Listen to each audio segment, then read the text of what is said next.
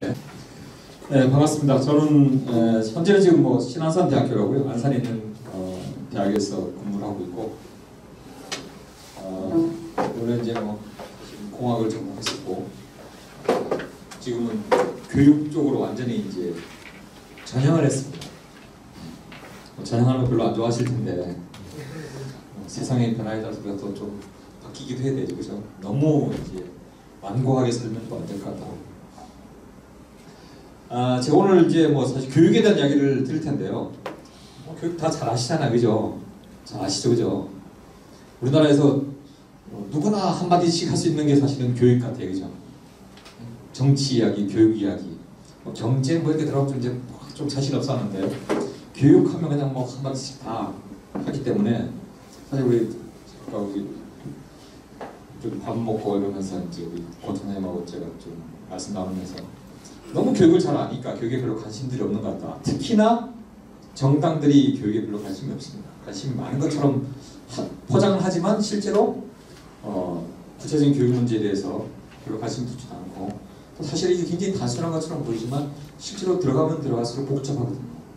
그래서 손대기가 싫은 분야가 사실은 교육 분야 같습니다. 그래서 교육이 좀 잘 안 바뀌는 것 같아요. 그리고 헛발질들 좀 많이 하고, 그 대표적인 게 이제 지난 총선 지나고 나서 총선 때 더불어민주당이나 국민의당이 다 뭘 했냐면 수시를 더 수능을 더 확대한다 이런 이야기들을 했다가 굉장히 몰매를 받고 사실은 이제 슬그머니 그걸 이제 접었습니다. 여기서 또 진보적인 생각을 가진 분, 개혁적인 생각을 가진 분들 중에도 사실 수능에 대한 그런 알 수 없는 그런 미신 같은 게 더 많이 있는 것 같아요.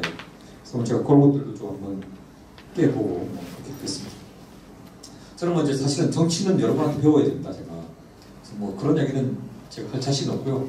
물론 제가 선거를 한 2번 치러봐서 선거판이 어떻게 돌아가는지는 압니다. 그렇지만 정치 이야기는 제가 이제 할 자격도 없고 자신도 없고 순수하게 교육적인 이야기들만 계속 하겠습니다.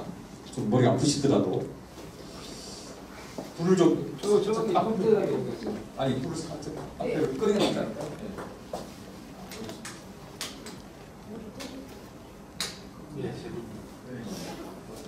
잘 보이죠? 제가 이제 미래 사회와 교육의 방향이라고 항상 저는 사실은 이 교육 문제를 고민을 합니다.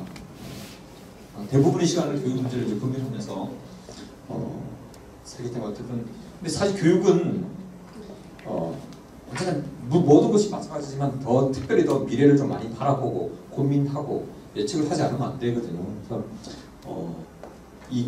왜냐면 그 효과가 굉장히 천천히 나타나지 않습니까?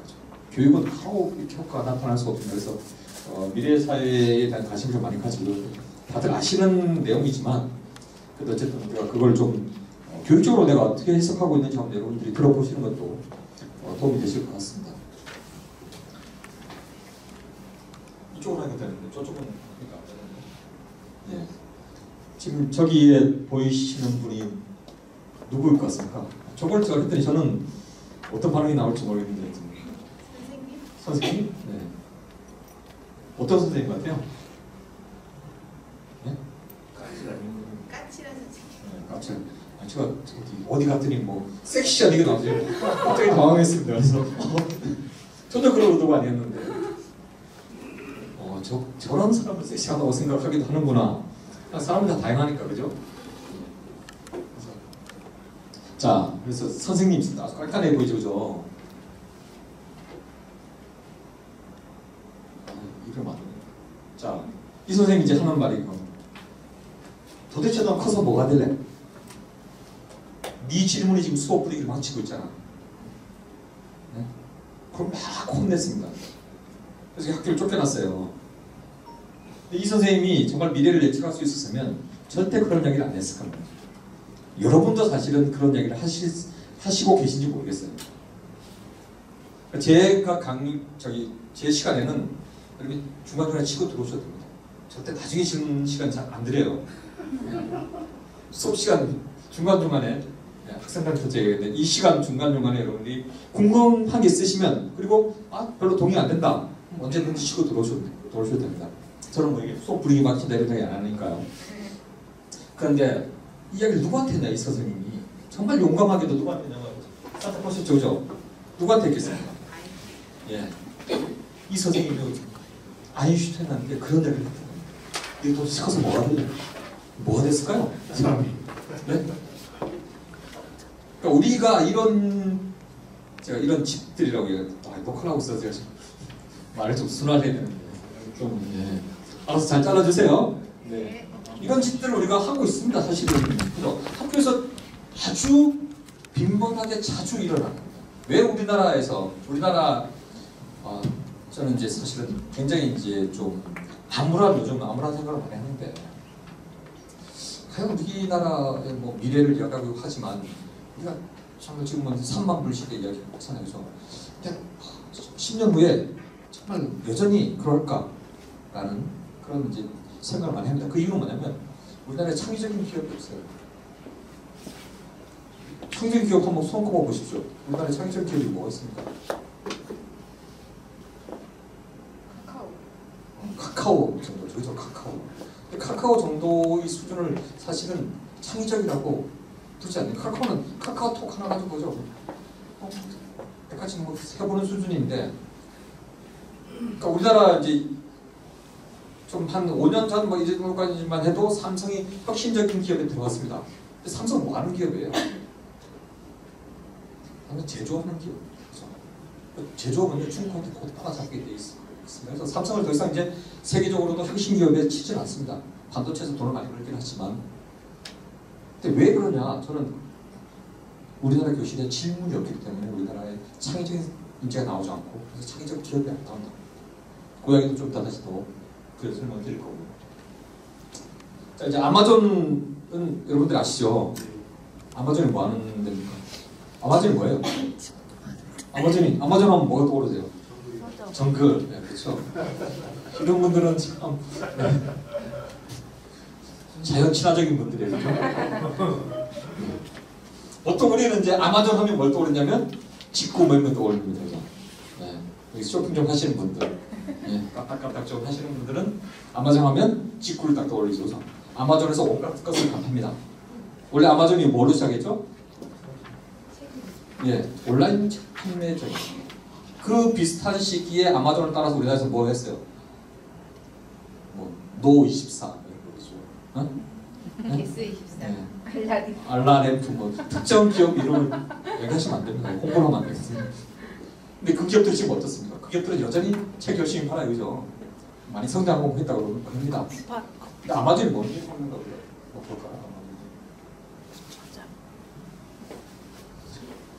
요즘 이거 하나 없으면요, 이런 거 하나 없으면 촌스럽다는 소리 듣죠, 그죠? 여기 집에도 뭐 무슨 뭐 얘야 뭐 노래 틀어줘 그러면 뭐 TV도 켜주고 노래도 틀어주고 이런 거 있죠? 네. 그죠? 네. 무슨 TV 뭐 무슨 기가 뭐 이러면서 그죠? 그게 뭐냐면 사실은 이게 인공지능 스피커잖아요, 그죠? 요즘 인공지능이 안 들어가면 사실은 뭐 팔리진 않습니다. 자, 이게 이제 알라딘에서 파는 인공지능 스피커 에코랍니다. 요 안에 뭐가 들었냐면 아마존에서 개발한 알렉사라는 인공지능이 들어있어요. 그래서 얘가 얘한테 너 사줘, 뭐 그죠? 너 치약 좀 사줘 이러면 지가 알아서 주문을 딱 해요. 주문하면 여기서 우리 저기 로봇 청소기 아시죠, 그죠? 그쪽 생긴 놈이 이렇게 물류센터에서 물건 쫙 찾아가지고 또 드론으로 딱 실어서 배달해줍니다. 이런 세상이 됐어요. 근데 이 아마존 안에요 온갖 것을 다 팔습니다. 허용만 되면 미사일까지 많이 아마 팔 거예요, 나중에. 그리고 이제 또 뭘 서비스를 하냐면 아마존 고라는 게 있습니다. 이게 사실은 이제 굉장한 이제 파괴력을 가지고 있습니다. 우리 이제 뭐 최저임금 뭐 인상 이것 때문에 사실 논란이 많잖아요, 그죠? 이 아마존 고가 뭐냐면 아마존이 이 온라인 쇼핑몰이 있잖아요. 오프라인으로 진출한 건데, 그래서 이제 홀푸드라고 이제 굉장히 유명한 그런 이제 글로서리라는 이제 미국 가면 이제 그런 것도 있어요. 그걸 인수했어요, 아마존이. 거기서 뭐냐니까 여기는요, 딱 들어가서 물건 막 집어넣고 그냥 딱 나오면 끝이에요. 누구도 안 잡습니다. 그냥 물건만 그냥 사서 자기가 필요한 물건만 들고 나오면 돼요. 점원도 없어요.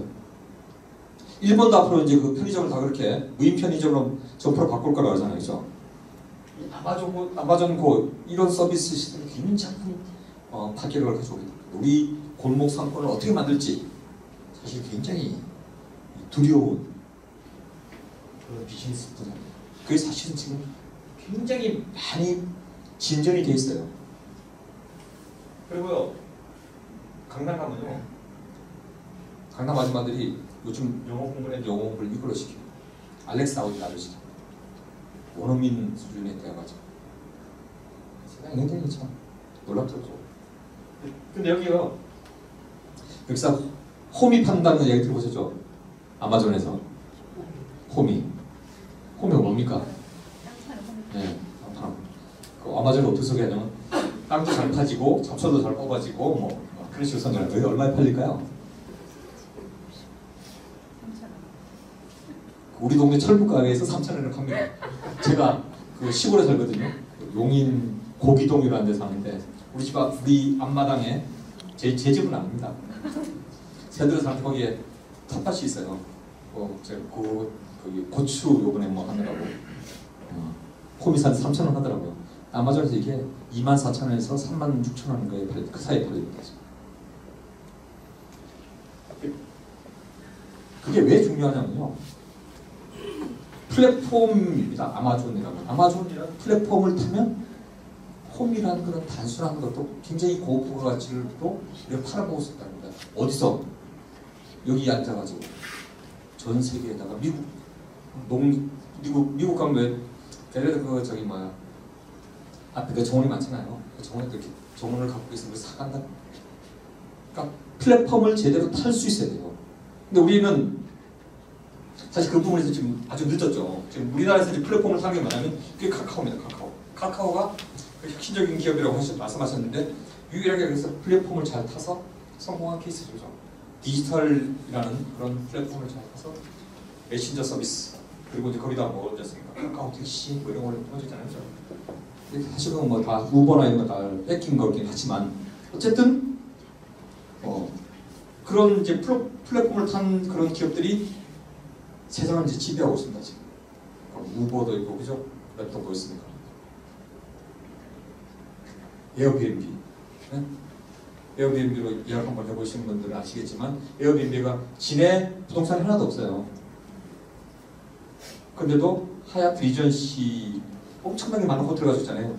걔네보다 훨씬 더 기업 가치가 높습니다. 부동산 하나 없이. 우버 택시 하나 없잖아요. 그죠? 근데 세계에서 몇 번째 안에 드는 그런 부자 회사입니다. 우버가. 다 뭘 했냐면 단순히 플랫폼을 사는 겁니다. 그 플랫폼을 사는 것에 대해서 좀 더 이제 말씀을 드리겠습니다. 그래서 2016년에 크리스마스 휴가 기간에 아마존에서 총 10억 개의 물건이 팔렸대요. 근데 캘리포니아에서 한 고객이 크리스마스 이브에 물건을 지금 주문했는데 13분 만에 왔답니다. 그래서 아마존이 그래서 지금 어떤 회사를 바뀌냐면요, 물류 회사를 바뀌고 있어요. 우리나라 아까 말한 뭐 노24 뭐 이런 데는 지금 여전히 책만 팔잖아요, 그죠? 그게 차이인 겁니다.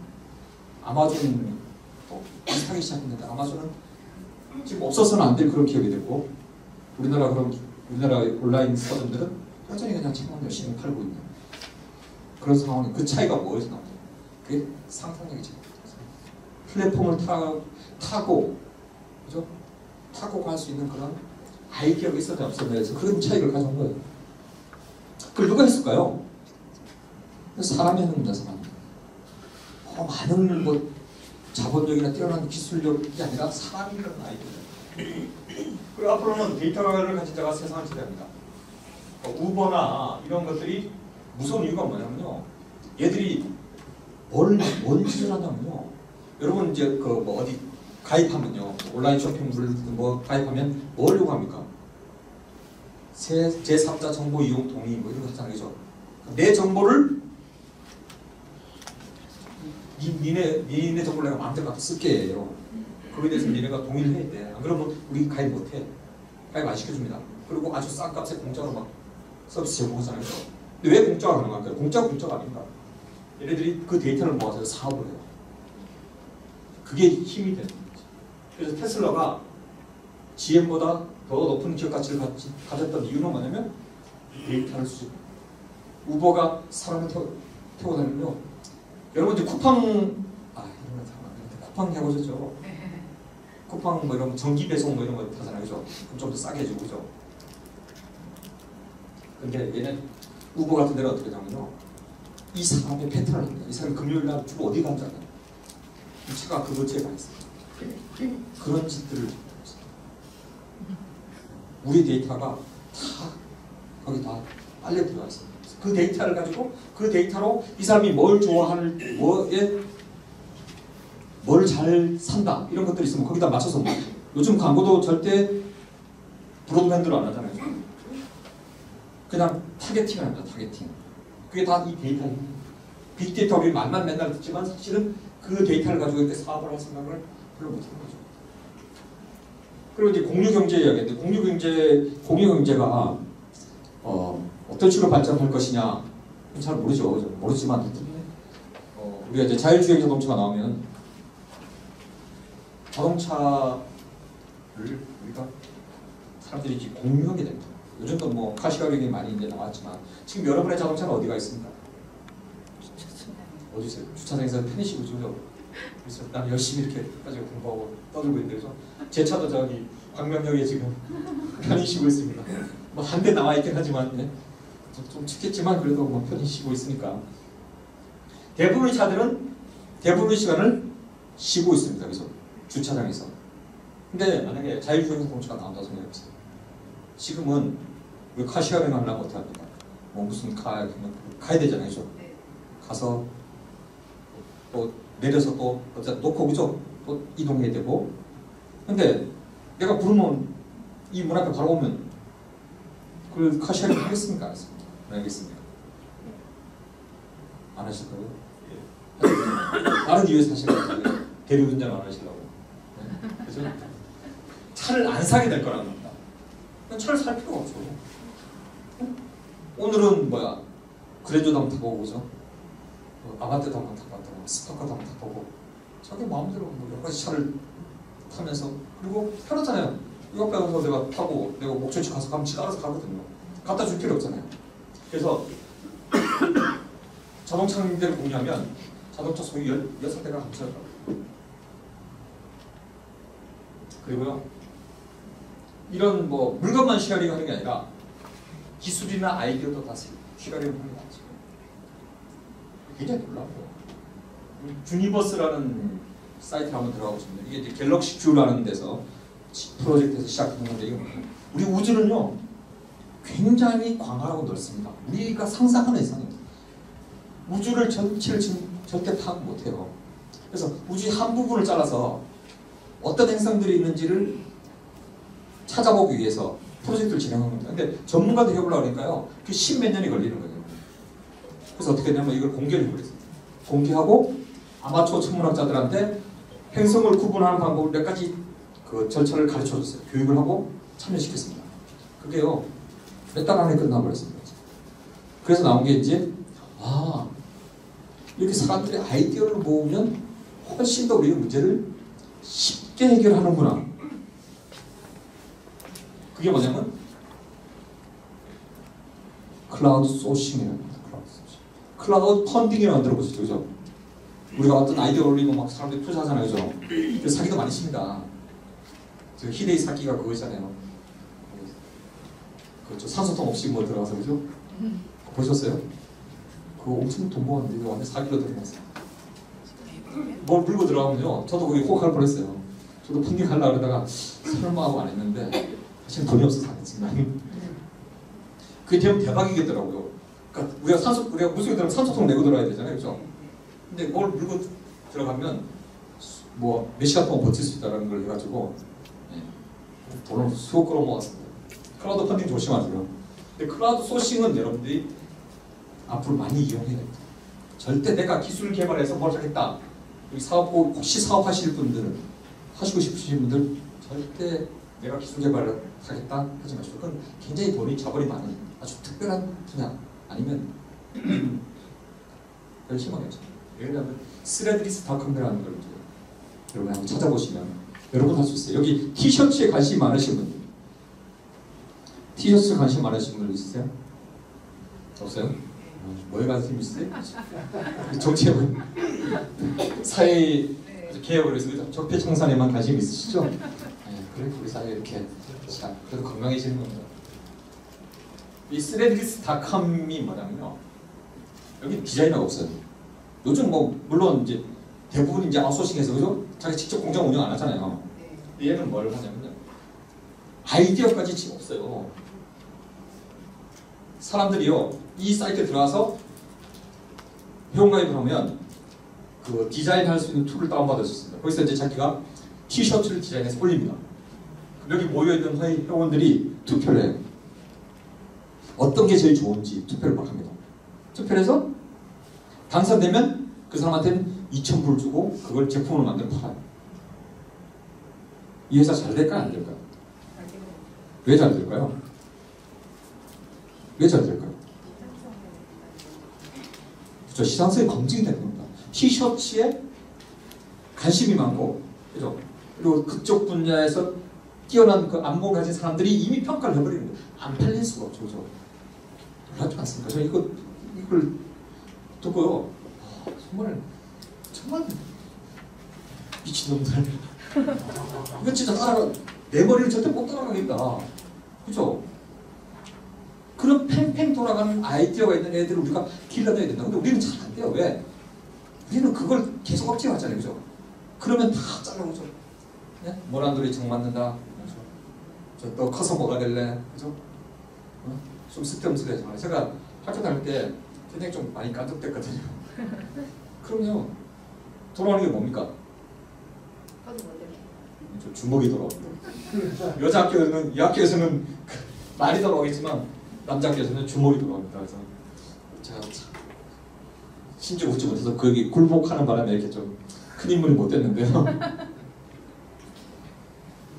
그런 팽팽 도는 아이들을 우리가 길러내지 않으면 사실은 미래가 없다는 거예요.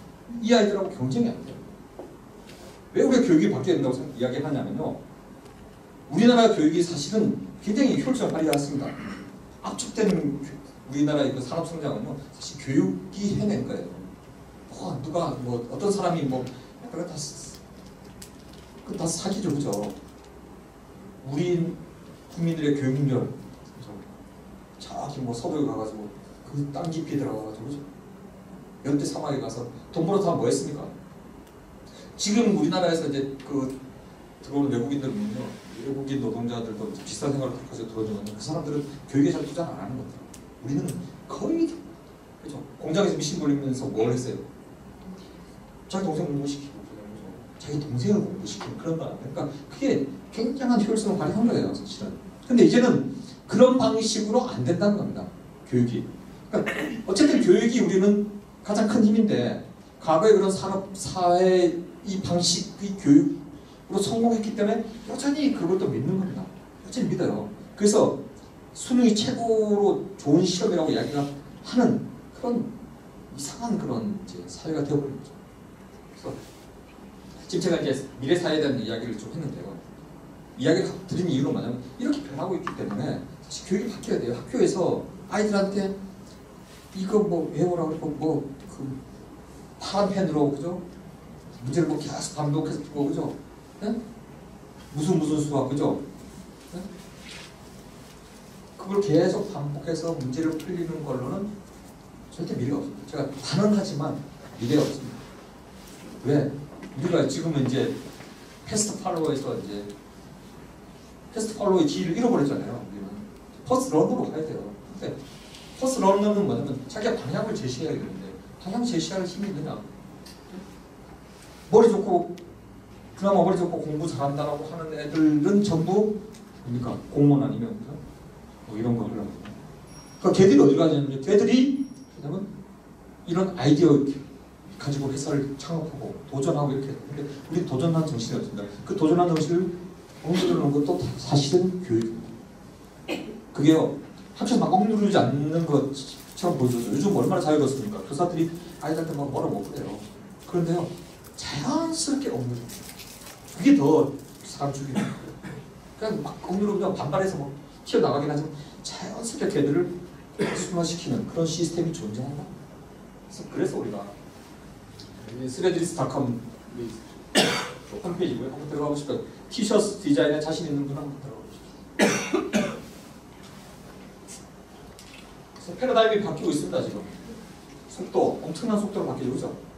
우리가 지금까지 살아왔던 속도와는 전혀 다른 속도. 그리고 복잡합니다. 그래서 자율주행 자동차 하면요, 뭐 그럼 대리운전 없어지고 뭐 대리운전 도망 못 사수결 이게 중요한 게 아니에요. 그 윤리성까지 함께 따라옵니다. 만약에 차가 가다가 앞에 장애물이 있어 서면 내가 다쳐요. 틀면 옆에 누군가 있습니다. 네? 어디로 틀어야 될까? 근데 틀어도 한쪽에는 헬멧을 쓰는 자전거가 달리고 있어요. 한쪽에는 헬멧을 쓰지 않은 자전거가 달리고 있어요. 어디로 틀어야 됩니까? 그 헬멧을 썼다고 해서 법을 잘 지키면 그런 희생을 당해야 돼요. 굉장히 복잡한 문제가 타고 그러죠. 복잡합니다. 사회가 그냥 뭐 흑백 논리로 뭐 이게 뭐 네가 진보니 뭐 보수 이런 문제를 넘어서는 그런 문제들이 우리한테 이제 늘어지고 그걸 해결할 아이들이 이건요 그냥 정답을 찾을 수 없어요.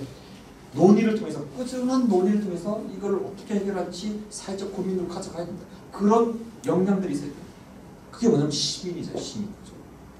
사실 우리나라에는 시민이 형성될 시기가 별로 없었습니다. 저는 그걸 잘 모르지만 어쨌든 우리는 학자들이 하는 이야기로는 시민이 형성될 그런 시기가 사실 없었던 거죠. 서양에서는 그죠?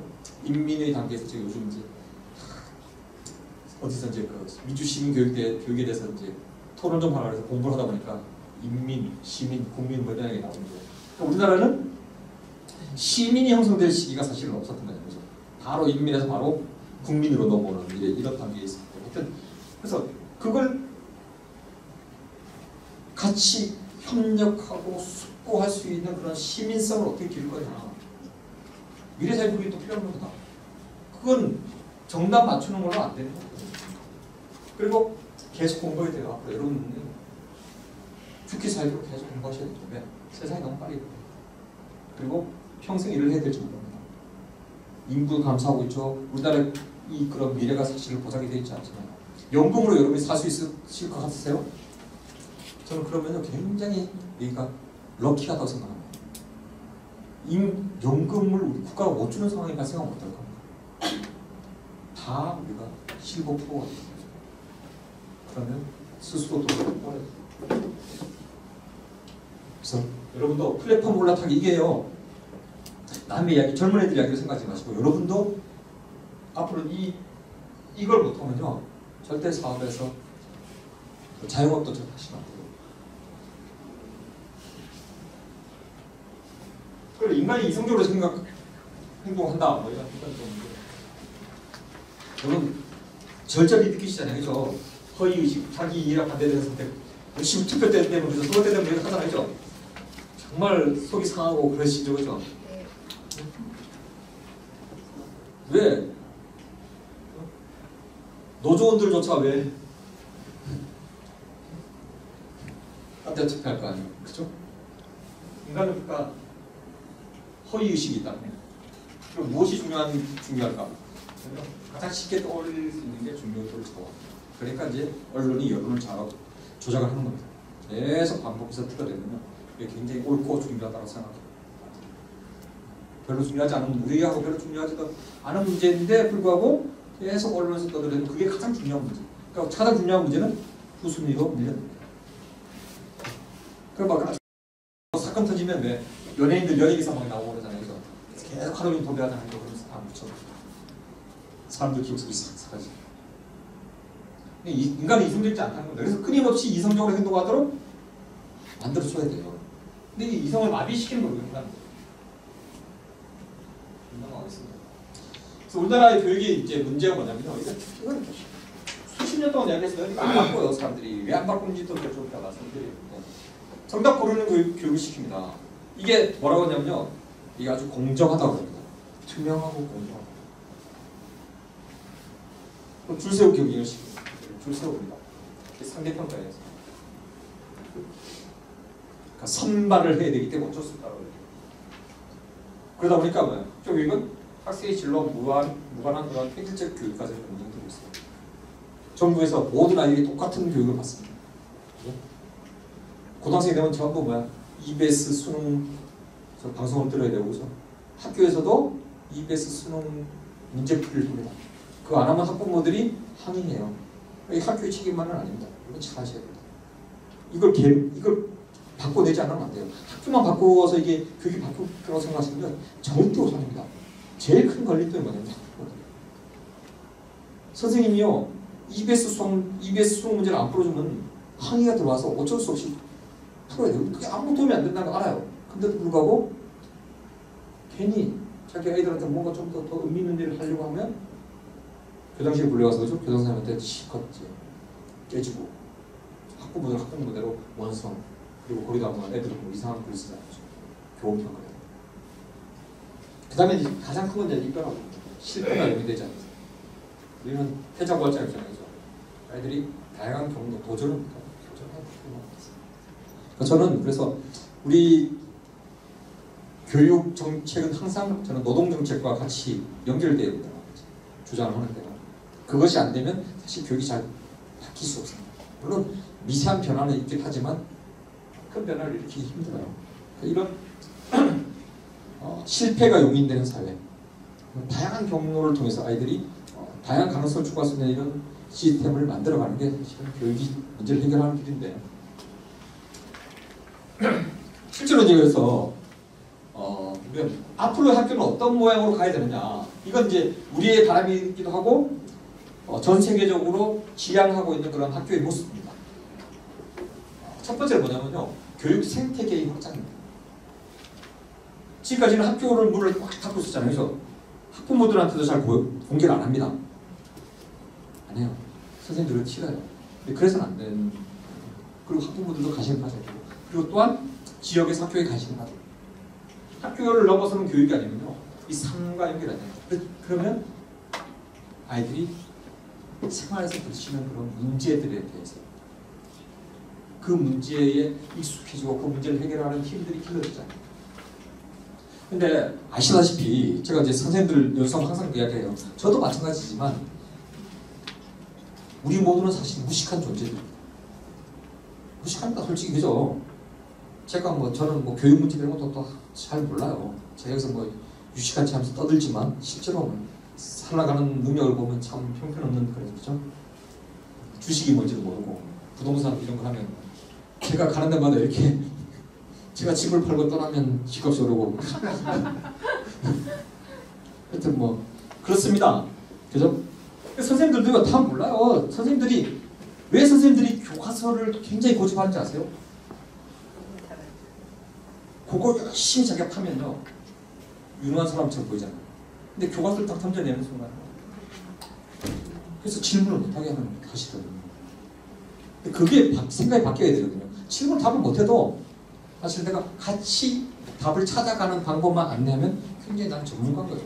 그 선생님이 할 역할입니다. 그리고 앞으로는요 더 그렇지만 지금 현재도 이미 스마트폰에서 애들이 다 찾아보기 때문에 함부로 말을 하면 안 돼요. 수업시간에 제가 함부로 말 안 해요. 제가 영어 쓸 때와 항상 조심해요. 스펠링한테 그래서 막 이렇게 해서 잘 안 보이게 애들이 다 찾아봐요. 진짜 찾아봅니다. 무서운 놈들이. 그래서 그걸 부끄러워하면 사실 선생님 할 수 없는 거죠. 근데 이제 그래서 보면은 선생님이 혼자로서는 한계가 있는 겁니다. 세상이 워낙 복잡해졌기 때문에. 그리고 하나의 지식으로 어떤 문제에 대한 답을 찾아갈 수 없어요. 정답은 아닙니다. 정답을 얘기하는 겁니다. 우리가 답을 해결책을 찾아갈 수 없는. 그래서 다양한 전문가들이 함께 교육에 참여해야 돼요. 그래서 지역의 자원을 적극적으로 활용할 수 있습니다. 근데요, 그러니까 제가 여러분한테 부탁드리고 싶은 게 그걸 바꿔내야 됩니다. 제가 얼마 전에 이제 글을 쓰면서 뭘 썼냐면 8연형 현장 실습 당장 폐지하자고 썼습니다. 제주도죠. 그 이민호 학생인가 죽었잖아요 지금. 그 안산에서 그러고서 얼마 돼서 안산에 또 애들이 뛰어내렸어요. 이 현장 실습 제도 이거요 정말 악입니다. 애들 데려다가요 완전 허드렛일 시키고 그죠? 3D 업체에 다 잡아가지고 그 임금 따먹게 하는 그 교육이라는 이름으로 그 짓을 하고 있는. 그러니까 우리 사회가 문제인 겁니다. 우리 사회 인식이 바뀌어야 돼요. 외국은 이렇게 잘 돼요. 지역과의 협력이 잘 되다가 현장 실습도 아마 그런 좋은 걸 왔을 거예요. 제가 이제 독일에 가봤을 때 독일에서 대학생들도 반년이나 1년 동안 그런 현장 실습을 합니다. 기술계통, 이공계통 가는 학생들은요. 근데 그 교육적 효과가 있는 게 뭐냐면요. 그 기업에서 그 학생을 잘 교육시킬 수 있는 시스템이 있어요. 우리는 그 시스템이 없잖아요. 없는 데는 하는 겁니다. 여러분 뭐 중학교 자유학기제 이야기 뭐 잘된 사업 저기 뭐 정책적 이야기지만 사실 그것들은 다 골마 터져 있어요. 그걸 하려면요 지역에서 그런 것들을 지원해 줄 수 있는 인프라가 갖춰져 있어요.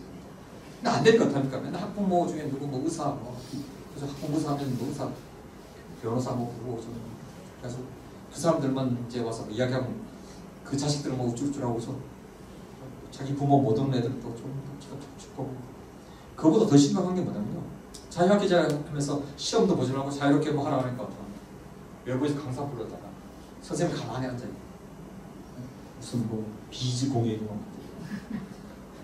그러면서 뭐 그게 진로 체험이라고 정말 한심한 일들이 여기 벌어져요.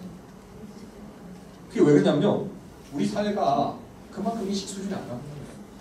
아이들을 같이 키워나갈 준비가 안 돼 있어요.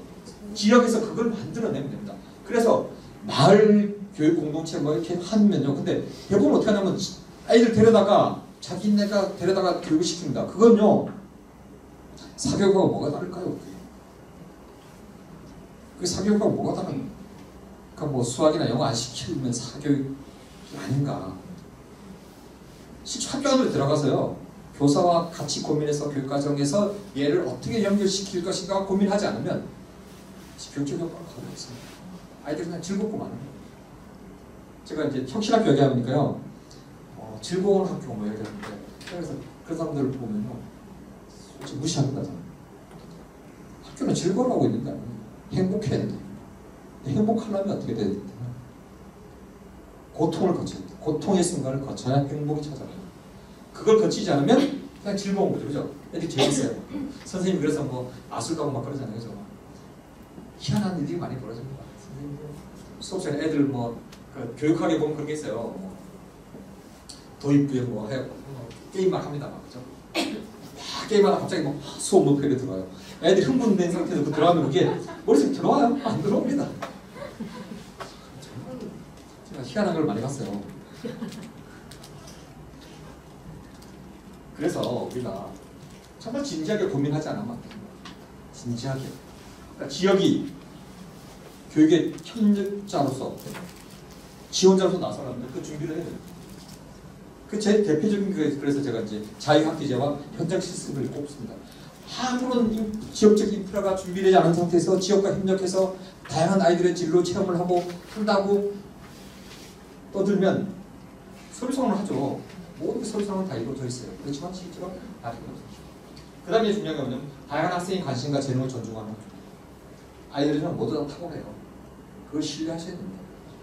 글자 쓰는 애들요 나중에 잘 되잖아요. 노래 잘하는 잘 되고 춤 잘 추는 놈도 보면 잘 되잖아요. 확률을 따지면요 걔네들이 더 성공 가능성이 더 높습니다. 공부 막 들이다 하는 애들보다. 그죠? 더 높습니다. 실제로 더 높아요. 근데 걔들은 탁월하다고 우리가 인정 안 해주잖아요. 걔들 항상 학교에서 왜 아웃사이더잖아요. 그죠? 쟤 뭐 커서 뭐가 되려고 커서 잘 되지 않습니까? 그러니까 그걸 믿어줘야 되는 거예요. 그래서 학점제라는 게 요즘 이제 화두가 되고 있는 학점제를 도입하겠다고 하는 겁니다. 국가에서. 아이들이 자기 과목은 자기가 선택해서 듣도록 하자. 그러면 이게 어떻게 돼야 되냐면요. 대학 입시가 사실은 그런 방향으로 가야 돼요. 근데 수능이라고 말하면 적성공식입니다. 적성공사. 수학 능력이에요. 대학 가서 공부를 할 수 있는 어쨌든 기본 소양이 됐냐. 근데 그거 가지고 우리는 뭘 합니까? 줄 세워요, 줄을. 그게 말이 됩니까? 그 시험은 줄 세우는 시험이 아니에요. 그 시험은 기초적으로 이 정도 오면 대학 가서 애들이 공부할 수 있다. 그거예요. 근데 우리는 수능으로 꼭 등수를 1년으로 쫙 세워야 직성이 풀리지 않습니까? 그죠? 근데 그게 자 모두의 탁월함을 신뢰하는 겁니까? 일부 문제풀이 잘하는 아이들만 인정하겠다는 거예요. 그러니까 근데 그게 또 왜 문제냐면요. 제가 이제 수능 얘기를 좀 수능이 왜 문제냐면 수능은 일단 어떤 겁니까? 문제 나오고 그 문제에서 요구하는 답을 고르잖아요. 그죠? 그럼 문제 풀려면 어떤 생각을 할까요? 아, 이 문제가 뭘 뜻할까? 그죠? 네? 이 사람이 왜 이 문제를 했어? 선생님이 왜 이 문제를 왜 냈지? 그 생각을 합니다. 그죠? 기본적으로. 논술에서 자 이거에 대한 자기 생각을 적어보시오 하면 어떻게 됩니까? 문제를 출제한 사람 생각은 아무 상관없어요. 내 생각을 막 만들어내요. 그 두 개가 엄청난 차이예요. 제가 지금 여기 말씀드렸잖아요. 아무도 모르게 아주 은근하게 사람을 길들이는 거예요. 어떻게 길들일까요? 너는 네 상급자, 네보다 권 있는 사람, 그죠? 이 의도를 정확하게 파악해야 된다고 가르치는 겁니다. 계속 그 훈련을 하는 거예요. 그러니까 어떻게 했습니까? 우리 작년에 경험했잖아요. 우리나라 최고의 엘리트라고 불렸던 사람들이 어떤 모습이었어요? 태극기를 막 감고 그죠? 법정에 나타나가지고 그죠? 그 사람이 뭐냐면 우리가 엘리트라고 불렀던 사람입니다. 그래서 막 앞에서 뭐 이상한 막 그냥 내가 들어도 말도 안 되는 그런 이상한 개변을 들어오는 사람이 무슨 변호사 협회 회장까지 하고 그죠? 그 사람들 우리나라의 최고의 엘리트라고 그러죠. 또 운모시기 그죠? 응? 학교 다니면서 사고 싶어 그거 잘하는 애들은 다 우리가 다 저기 뭐야 공장 같은 데 보내야 돼요. 걔네들은 그거 반복작으로 잘하는 겁니다. 그래서 걔네들이 한 짓이 뭡니까? 503호가 뭘 원하는지를 정확하게 읽어내는 게 천부적인 능력을 발휘한 겁니다. 자기 양심, 도덕심, 정의감 이런 거 다 필요 없어요. 그죠? 그 나의 상급자나 나의 윗선이 그죠? 뭘 원하는지 그거는 천부적으로 읽어낼 수 있는 사람들입니다. 그 능력이 뛰어난 사람들이에요. 그 사람들이 우리 사회에서 엘리트라고 불리는 게 저는 정당하다고 보고 싶어요. 수능이 그런 애들을 길러내는 겁니다. 근데 그게 객관식을 풀게 하는 게 그게 공정해요? 여기서 수능으로 돌아가야 한다고 생각하시는 분들은요, 생각 바꾸세요. 지금부터. 우리 사회를 완전히 망치는 시스템입니다. 우리 아이들을요, 완전히 그런 노예로 만든 겁니다. 걔들 길러내봤자, 걔들이 뭘 훈련하겠습니까? 실수 안 하는 훈련해요. 그리고 정확하게 그 문제가 뭘 의도하는지를 자꾸만 생각합니다. 그러니까 걔들은 나중에 그게 습성이 딱 되는 거예요. 아, 내 상급자 무슨 이야기 했을 때 저게 무슨 의도인지 거기만 가시면 돼요. 이게 내가 판단해서 내 생각이 개입할 여지가 없어지는 거죠. 그런 거 하면 안 되는 겁니다. 그래서 서울대에서 성적을 잘 받으려면 어떻게 합니까? 지생을 쓰면 안 된다 그러잖아요. 교수가 한 이야기 그대로 녹음해서 그죠? 그런 게 아주 의식적으로 이걸 길러냅니다. 그래서 이 학생부 종합이 그래서 필요합니다. 그게 좀 불공정해 보일 수도 있어요. 그죠? 약간의 문제가 생길 수 있죠. 그죠? 그런데 그게 읽는 것보다 얻는 게 훨씬 더 많은 겁니다. 근데 수능은요, 얻는 것보다 읽는 게 너무 제가 1시간 동안 할 수 있는데 많은 겁니다. 그래서 수능은 그냥 자격식이에요. 그러니까 웃기잖아요. 또 그리고 수능 최저 등급 하면서 그죠? 최저 등급 뭡니까? 아, 우리 과에서 들어와서 우리 학교에 들어와서 공부하면 이 정도 돼야 돼. 근데 그게 맨날 바뀌어요. 상대평가니까. 그죠? 그런 기준이 없어요. 이렇게 간단히 여러분들이 간단히만 생각해 보시면 됩니다. 그래서 학생부로 이제 앞으로 많이 갈 겁니다. 갈 수밖에 없어요. 우리나라가 미래 사회에서 필요한 그런 이제 문제들을 길러내려면 할 수밖에 없습니다. 그래서 그거를 학부모들이 사실은 동의하고 거기에 맞춰서 아이들한테 공부를 해야 됩니다. 근데 여전히 학부모들은 수능을 어떻게 한 판 인생 역전 해볼까? 근데 수능이 또 왜 문제냐면요, 이건 반복 훈련을 하면 잘 나오는 겁니다. 그러니까 재수생들이 유리한 겁니다. 그런 시험은요, 절대로 효용 가치가 없어요. 교육적으로 절대 효용 가치가 없어요. 반복해서 시간 많이 들여서 걔가 그러면 남보다 잠 안 자고 뭐 2배로 일을 할 수 있어요? 일을 못 합니다. 걔는 항상 뭐야? 남보다 더 많이 해야 잘할 수 있는데 그런 애들을 잘한다고 이야기하면 안 되잖아. 그리고 실제로 아이들을 줄 세우거나 변별하는 게 아니라 아이들의 성장을 기록하는 것도 바뀌어야 됩니다. 그래야 그 아이가 뭘 잘하는지 어떤 특성을 가지고 있는지 그걸 알 수 있어요. 지금 시험 보는 걸로는요. 시험 성적에 따라서 얘는 뛰어난 놈, 얘는 모자란 놈 이렇게 나눌 뿐인데 그렇지 않잖아요. 남과 협력을 잘하는 능력을 기르라고 하면서 그건 절대로 평가에 반영을 안 하지 않습니다. 그걸로 애를 칭찬하지 않습니다. 이런 걸 하려면요. 학교 시스템이 완전히 바뀌어야 돼요. 교사 수가 더 많이 늘어나야 되고 학급 학생도 더 줄어야 되고 학제도 완전히 바뀔 필요도 있습니다. 그래서 제가 이제 혁신학교를 만들 때는 사실은 그 당시에 정말 암울한 시절이었어요. 지금 좀 나아졌어요. 이런 이야기도 해도 여기서 뭐 반발이 안 나오잖아요. 혁신학교 시험 할 때는 이런 이야기 하면 벌떼처럼 시험 됐다. 모르는 소리, 현실을 모르는 소리라고 하고 막 그게 그 이상적이지 이랬는데 지금 그 소리 아무도 못합니다. 네. 혁신학교 때문에 혁신학교에서 그런 실험을 성공시켰기 때문이었습니다. 혁신학교 시험 나왔을 때는요. MB 정권 시절이었잖아요. MB 정권에 이주호가 하면서 로비설에 걸렸잖아요. 이주호라는 사람이요. 인수위 시절부터 이명박 정권 말기까지 이걸 모든 걸 책임졌던 사람. 모든 그림을. 그래서 그 사람은요. 책임에서 자유로울 수 없어요. 그때 이제 뭐 학교 다양화 정책을 가지고 특목고 사업을 흔들고 그랬던 시절이죠. 그죠? 사실은 이게 아이러니하게도 이 특목고나 이런 것들이 자사고 이런 것들이 사실은 그 우리 그 진보 정권에서 그죠? 참여정부 시절에서 사실은 시작되긴 했습니다. 원죄가 사실 있어요. 거기에 대해서 우리가 반성을 좀 해야 됩니다. 그 당시에 이제 신자유주의적인 그런 사고를 가진 사람들이 많이 정권에 참여하면서 이제 그런 일이 벌어졌는데 어쨌든 이걸 심화시킨 거는 극도로 이제 획득시킨 건 이제 MB 정권입니다. 그래서 교육 현장이 완전히 무너졌어요 그때.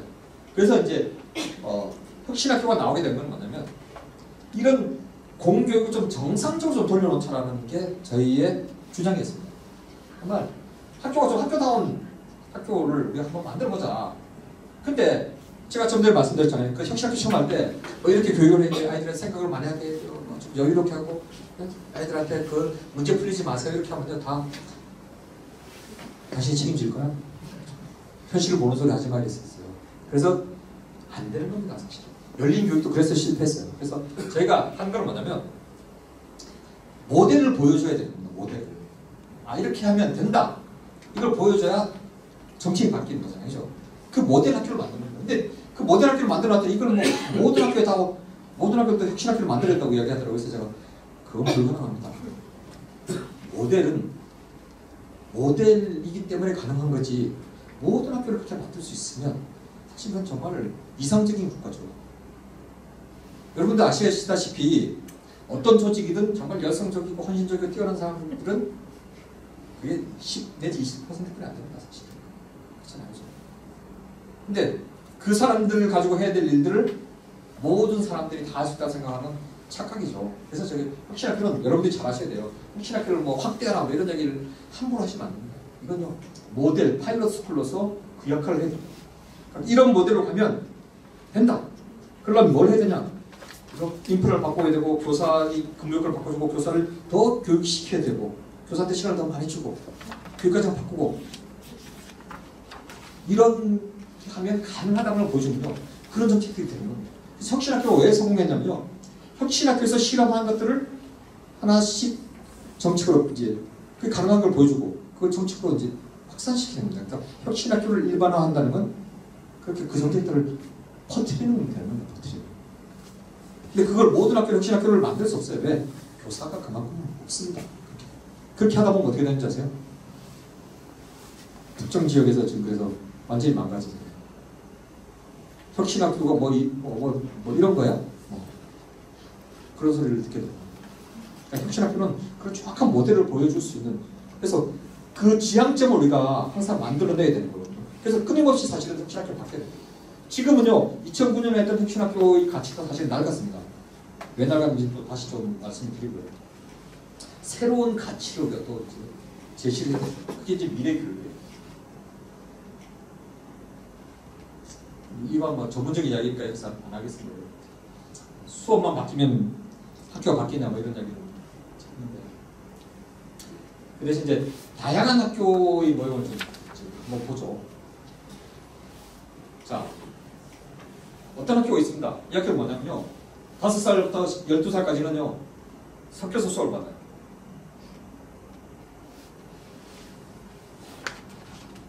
이 가능하다고 보세요? 5세부터 12세가 무학년제로 있는 거예요. 물론 이제 로어 스쿨, 초등수준하고 랩엑스라는 중고등 수준이 좀 달라지긴 하지만 어쨌든 얘들이 섞여서 이제 배우고, 우리가 이제 고등학교 이제 학점제를 하면요 무학년제를 합니다.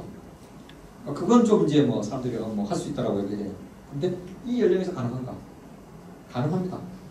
왜 가능하냐면 이제는 아이들이 학교에서 배우는 게 인지적 지식이 아니에요. 문제를 풀어나가는 창의력, 문제를 해결하는 창의력, 협력하는 게 있는 거예요.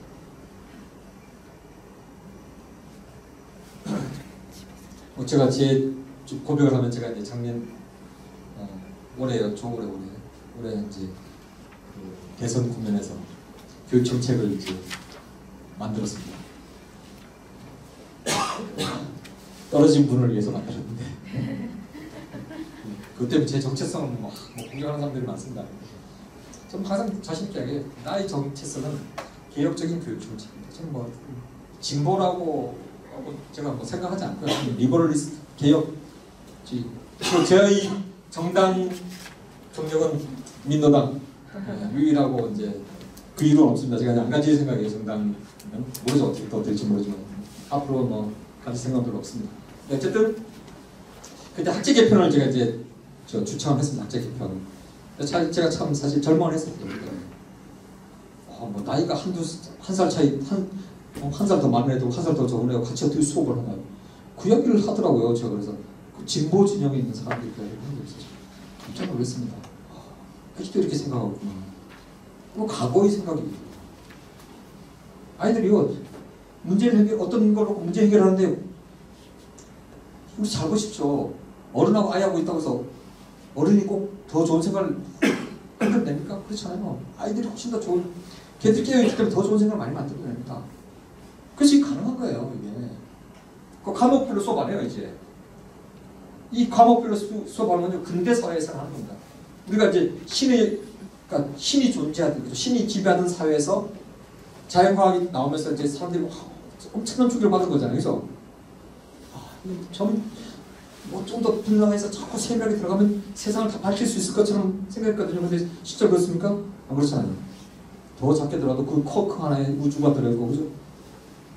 그러니까 이 통합적인 사고를 하지 않으면 안 된다는 게 이제 깨닫게 된 겁니다. 그래서 통섭이라는 얘기가 요즘 많이 나오잖아요.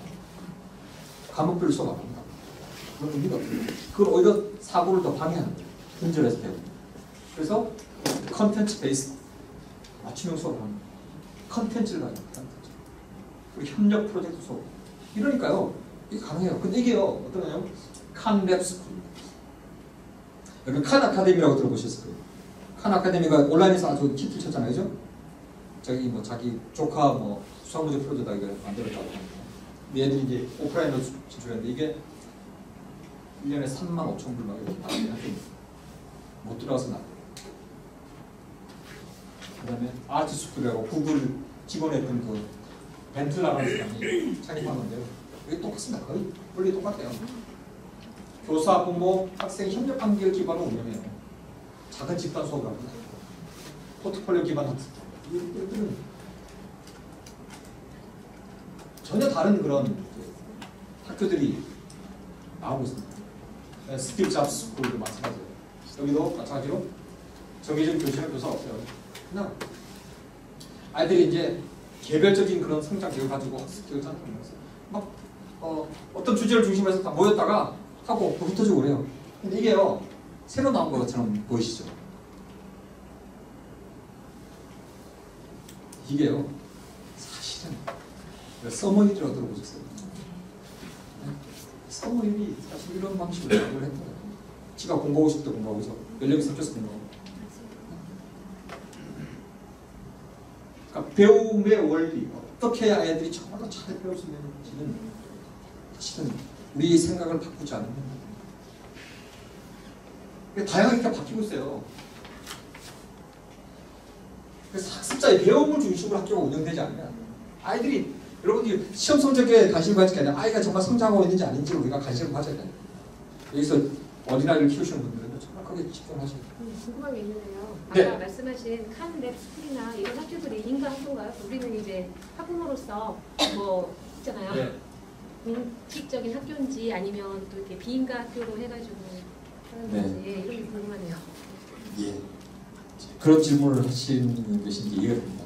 네. 이제 그 이제 좀 돌직구를 좀 날리면요. 네. 그 생각하는 것 자체가 사실은 우리는 굉장히 문제가 있다는 겁니다. 근데 지금, 왜냐면 학력 저기 막 지금 애를 키우는 입장으로서 이제 예, 그렇죠. 이제 그러니까 무슨 말을 하셨습니까? 네. 학력이라는 거죠. 그래서 학력이 중요합니까, 근데? 비교를 해서. 아니 예. 그 얘기를 하는 게 아니라 그게 궁금한 거예요. 예, 그게 공부하실 네. 수 있어요. 그러니까 제가 이제 던진 질문은 무슨 말씀인지는 알겠고요. 네. 네.